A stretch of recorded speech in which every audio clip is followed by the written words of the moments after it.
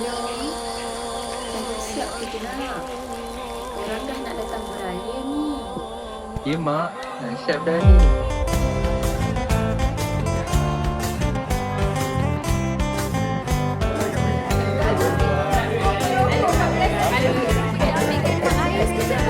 Boleh mak.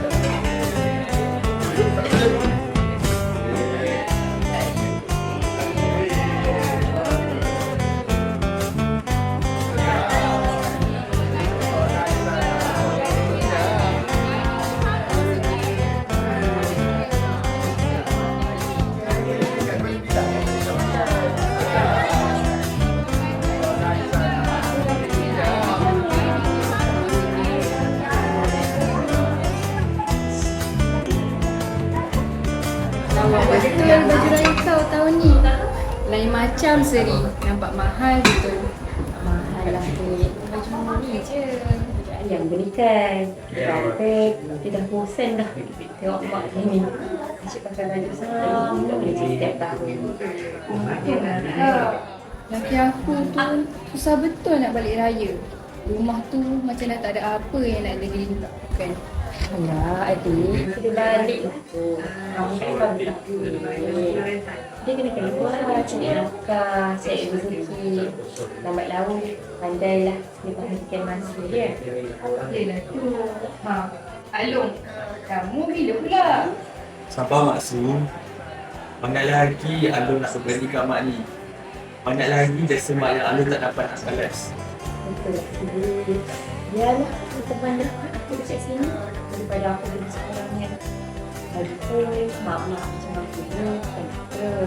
Anak hidup kat sini tak pun. Sudah bahagia dah. Betul lah tu. Sebab tu aku suka raya kat sini. Meriah, tak pernah sunyi. Yelah tu, rumah ni setiap kali raya, mana pula sunyi. Kan Alung?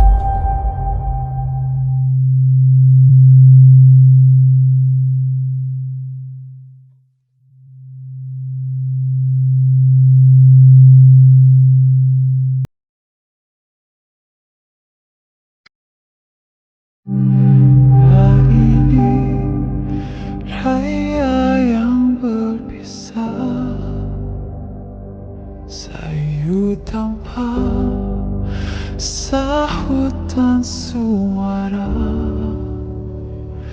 tiada tubuh memeluk bahu, harumnya tanganmu hanya Tuhan yang tahu betapa aku rindu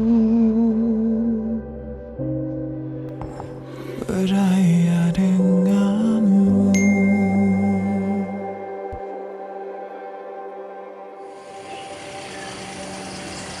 Loh, saya dah bergolek tu.